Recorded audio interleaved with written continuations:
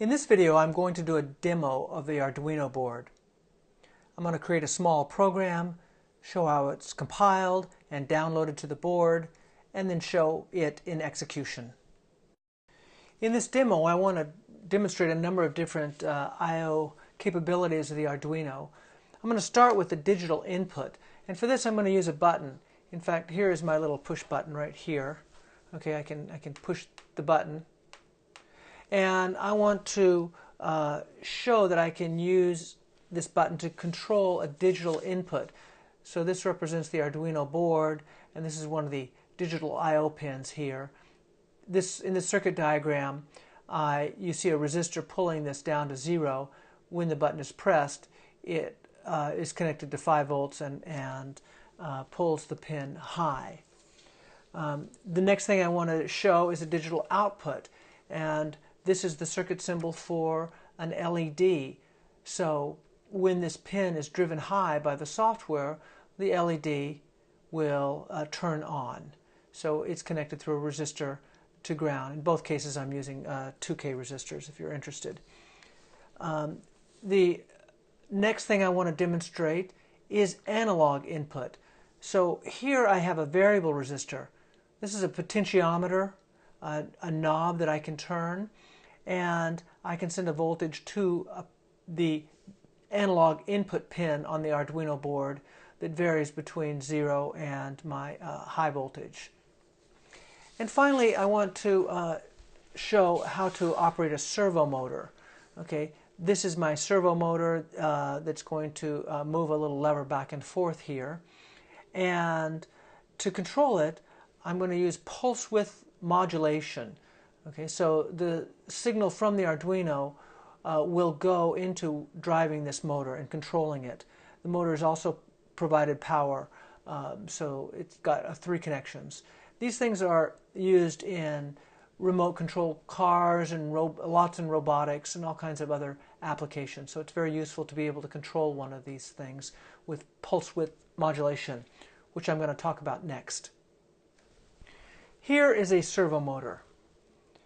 This is a pretty large servo motor, so you can see it, and it turns like this. Okay, there are 3 wires coming out of this servo motor. They all have more or less the same sort of interface. This little connector here with black for ground, red for power, and yellow for the control signal. Okay, they come in many different sizes with different power ranges. And some are really quite tiny, and this one is really quite large.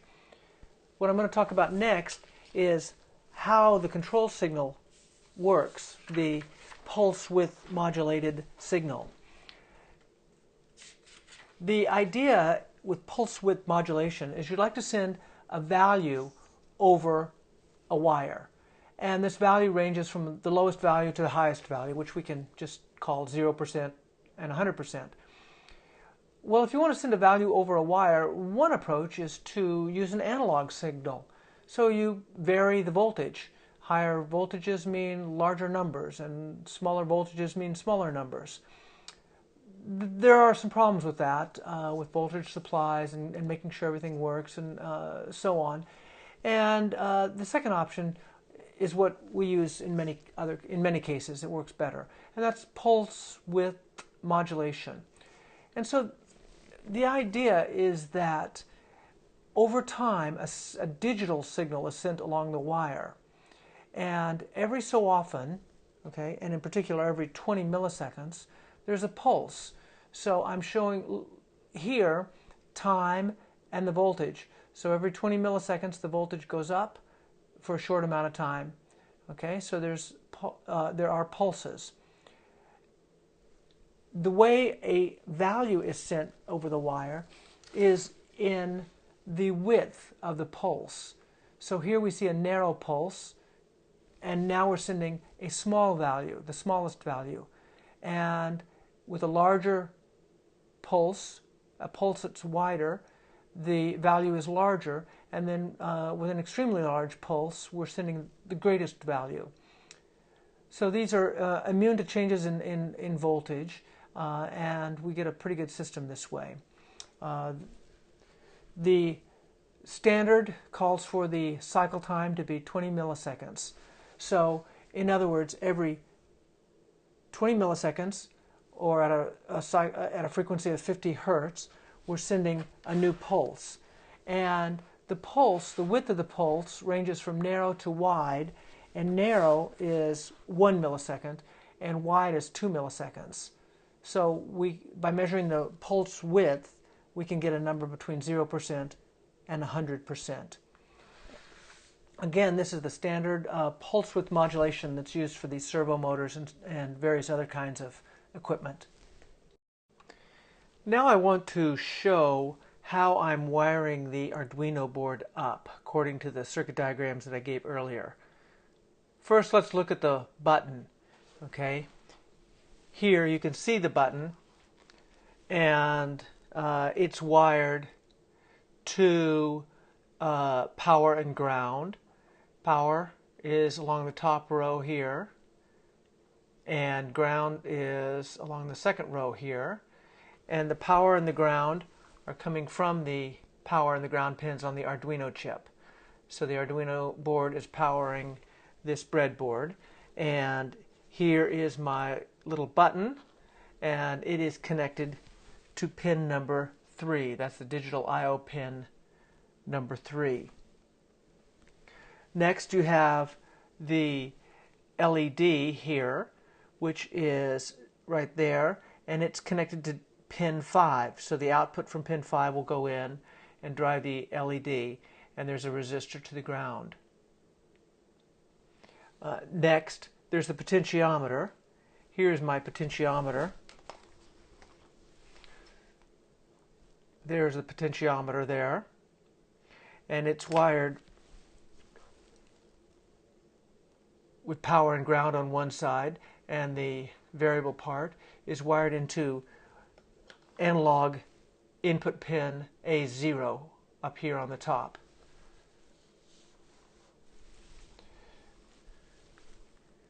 So this is pin A0 here. And finally we have the servo motor, and that's shown last, and it goes from digital output pin 9 to the servo motor. So you can see that here is the connection for the servo motor, this twisted triple of wires, and the yellow is the control wire, and that's coming from pin number 9 there. So you see pin 3 to the switch, pin 5 to the LED, pin 9 to the servo motor, and the potentiometer is connected to the analog pin A0 here. And again, it's picking up power from the board, and power is going on the red and black wires here. The board itself can either be powered from the USB connection, or it can be powered from a power supply such as a 9-volt battery. Next, let's look at how we can program the Arduino board. All programming is done in the C programming language. So let's first look at the button and the LED. And let's imagine a program that's going to simply read the button and write to the LED pin. And if the button is pressed, the LED will be on, and if the button is not pressed, the LED will be off. So this is the entire program exactly as you would type it in. And it consists of two functions called setup and loop. So all of your programs will have these two functions. The function setup is called once when the reset button is pressed on the Arduino board, or when your application begins executing. And the loop function is called repeatedly. There is no loop in this function. There's no for loop or while loop, as you can see. Instead, other software on the Arduino board will call loop repeatedly. So there's a little bit of code on the Arduino board that's going to invoke these functions. So you see there is no main function, and you just write the setup function and the loop function. The setup function will call a predefined function called pin mode, and that will declare that the pin number 3 will be used as a digital input pin, and pin number 5 will be an output pin. And then within the loop function, we simply read from pin 3 and we write to that same value to pin 5. And we use these built-in functions that are predefined, digital read and digital write. And so this is the entire program to perform this function. In my demo program, it's a little bit more complicated than this. When I press the button once, it will turn the light on and the light will stay on. And when you press it a second time, the light will go off and stay off. So there's an additional variable that remembers the state of the LED, and the button press simply changes that state. Button presses can also bounce, so the button doesn't close discreetly and stay closed all at once. The electrical contacts sometimes will not touch and stay touched immediately, but they'll bounce around a little bit. And even though that bouncing occurs very quickly, it can be picked up and cause the state to be messed up. So there's a little bit of code that delays in there to deal with the possibility that switches will bounce. But that's just coding. I wanted to demonstrate that there are built-in functions that you get for free. Notice that we don't see any # include here or anything else. This is the entire program that you would type in to get that behavior. Next, let's look at a program to read from the potentiometer and update the servo position. So the idea is you turn the knob and the servo motor will turn in response to that. When we read the potentiometer, we're going to be reading the value on analog pin A0. So we are reading a voltage value all the way from ground to the power supply voltage. And that will go into our program as an integer between 0 and 1023. And then we have to update the servo position, and we will write a value between 0 and 180 degrees. Previously I referred to pulse width modulation being between 0% and 100%, but here in the Arduino we'll need a value between 0 and 180. And that will be written to digital pin 9. And then we repeat this loop forever, constantly updating the position of the servo to reflect the position of the knob on the potentiometer. So here's what that code looks like, and you can see the entire program right here. In this case we're using a servo motor, so we do include some other routines here that are related to servos. So there's a # include with a include file called servo.h, and that makes a couple of routines, namely the attach function and the write function, available. It also defines a type called servo. So I've got a variable called myServo here of type servo. So I'm declaring myServo here, and I'm also declaring a variable I. And then I've got my setup function and my loop function. The setup function attaches, if you will, to pin 9 code for the pulse width modulation that will drive a servo motor. So later on we will write a value to my servo, and that will go out to pin 9. But in the background, because of the pulse width modulation, the Arduino has to continually send the value even though it's not changing. So that's what's going on here. So we get the servo set up, and then in the loop function we're doing an analog read. Previously we had digital read, but now we have analog read, and this is from one of the analog I/O pins, or the analog input pins I should say, A0. We're reading for the voltage value on pin A0. That's going to be a number between 0 and 1023. And so the last thing we see here is a scale function. So this map function, which is also predefined, will scale a value to modify its range. So if the value ranges from 0 to 1023, which it will, then we want to scale it to a value between 0 and 180. So this map function does exactly that for us. And so now we have changed I into a value between 0 and 180, which is appropriate for the write to the servo. So we write it there, and then we repeat. So here's what the Arduino integrated development environment looks like. I've got a single window open here, and I've typed in the demo program that I just discussed. In this window we can see the program. I've combined both the button and the LED parts with the potentiometer and the servo motor part. But you can see exactly what I described before. The pound sign include line, a declaration of this servo object, some variables here, and then here we have the setup function where I'm saying pin 3 is an input pin, pin 5 is an output pin, and the servo motor is on pin number 9. Within this I can do all kinds of the usual editing, cut and paste, and so on. There's also a save button up here, and I can open other programs and so on here. Your usual sorts of things. Now if I scroll down a little bit, I can see my loop function. Here I'm doing a digital read of the button pin, and I am comparing the value to see whether it has changed from previously being a low value to now being a high value, and if so, I'm changing the state variable. If the state is 1, I'm going to turn the LED on. The LED is on pin number 5, so I set it high. If state is 0, I turn the LED off by doing a digital write to pin 5 with a value of low. So the value of state is either 0 or 1.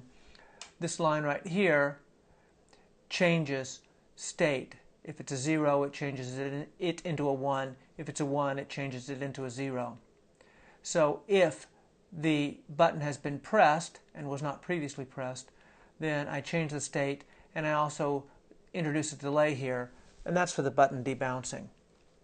Down here we see the read of the analog pin, that's the potentiometer. Here I scale the value to a number between 0 and 180, and then on the last line I write that out to the servo motor, and it changes the position of the servo arm. And so when I'm all done typing this in, I can push this button, which will essentially compile it and look for errors, or I can press this button, which will compile it if it needs to be compiled, and if it's all okay with no errors, it will upload it to the chip. So I'll just compile it right here and see that it compiles properly. So now let's demonstrate this little circuit. I'm going to start by plugging in the USB. Okay, and the next thing I'm going to do is I'm going to go into my Arduino integrated development environment and push the upload button. And you see a few LEDs on the board flashing to indicate the program is now downloaded. And now I can test it. So here's my button. So yes, it's running. And here's my potentiometer, and it controls the servo motor. Depending on how I turn the potentiometer, the servo motor turns accordingly. If the program stops, I can press the reset button. So here I press the reset button. The program starts back up again. Of course, you can't really see anything because it just does the same thing. And now I want to demonstrate that I can remove the power. And here is a 9-volt battery, and I can run the circuit from a 9-volt battery as well. So here's the 9-volt battery. Press the reset button, and again, it's working. So there you have it, Arduino program development. I want to end by listing a couple of references that I think will be helpful for you if you want to move forward with the Arduino and try programming one yourself. The first is the book called Getting Started with the Arduino, and I'll show that in a little bit more detail in a second. It's about 100 pages, and it's a quick and pretty easy read. Starts at the very beginning. And the second thing I want to talk about is the SparkFun Inventor's Kit, which includes an Arduino board and a bunch of small parts, along with a bunch of fun projects. And you can purchase this thing on the web from Amazon or from SparkFun for $90 to $100. Here is the Getting Started with Arduino book, and this is an excellent resource that contains a complete description of the Arduino Uno board and the Arduino system. It was written by one of the people that created the Arduino system, so it's not just a repackaging. It really tells you what you need to know in a quick and concise way. It starts with all kinds of basic stuff, There's some philosophy stuff at the beginning that you can skip over, but then it tells you how to set up your software, whether you're on a Macintosh or whether you're on a PC, some of the issues you might have. It starts with a description of electricity. Here's the waterfall model of what current actually looks like. And the first circuit that they do is a very simple circuit, and they show you how to use a breadboard and buttons and so on. And they provide the code as well and discuss exactly how the code works. Some of the projects are more involved, but in these cases too, they show you exactly how to wire the circuit up with the breadboard and discuss some different coding techniques for dealing with things like debalancing buttons and controlling the brightness of LEDs by switching them on and off very fast. And at the back of the book they have an appendix that is a reference to C, and so they summarize the entire C language in about a half a dozen pages. It's an excellent summary of the C language, or at least the parts of the C language that are implemented on the Arduino system. The full library of functions in C is, of course, not present, but they have many functions. This book also discusses the functions that are provided to control the Arduino board. So we've seen some of these functions in our demo, like digital write and pin mode, and they talk about how these functions work and what their parameters are and so on. So overall, it's a great read if you want to learn about the Arduino system. The second product that I want to point you toward is the SparkFun Inventors Kit. It comes with a small Arduino board, Uno board. It also has a breadboard. Comes with a bunch of wires and a bunch of components. It basically comes with everything you need to practice and use your Arduino, except for your computer, your laptop computer. It also comes with a manual, and this is the book itself. It's about 100 pages. And it's very basic. It begins by telling you how to download the software and how to connect up your board to your computer, with all kinds of information about how the integrated development environment works and what you can do with it. It comes with a number of components, so not only do you get a board, you get a breadboard to practice your circuits on, to build your circuits on, and you get lots of parts. You get a bunch of wires, you get a bunch of LEDs, it tells you all about resistors, you get some diodes. Here's a small potentiometer. You get a photoresistor, a piezoelectric element, some transistors, temperature sensor, push button, small DC motor. You also get a servo motor, flex sensor, soft potentiometer, a relay, and integrated circuit, even an LCD screen, a very small LCD screen that you get to set up. It's organized by projects, so the first project is simply to get an LED blinking, and it shows you all the steps very clearly, the circuit you're going to build. It tells you how to assemble it, right from gluing the breadboard down and telling you how to bend wires on a resistor and so on. So you really don't need any previous electrical experience to get quite a bit out of this kit. You also download the sample programs, and it goes over them. It shows you the circuit wiring, so exactly how the circuit is wired. And here's how to use an LED. Flipping back to one of the more complex projects, here's circuit number 9. In this, you are using a flex sensor. Here's the flex sensor to control a servo motor. So it's a little bit more complex of a circuit, and it gives you the wiring diagram, how you're going to wire it, as well as the circuit diagram. And then it discusses how the program works, and you can look at the code and see exactly what it's doing. Overall, this is an excellent way to get started with the Arduino. And if you work through all the assignments in this book, all the lab projects in this book, you can consider yourself an Arduino programmer. So I hope you do this. The Arduino is a lot of fun. The AVR is a nice little processor, and I've had a lot of fun with it. And so I encourage you to go out and get yourself one of these things and get started. And I'm sure you'll have as much fun as I have. Thanks for watching. Bye-bye.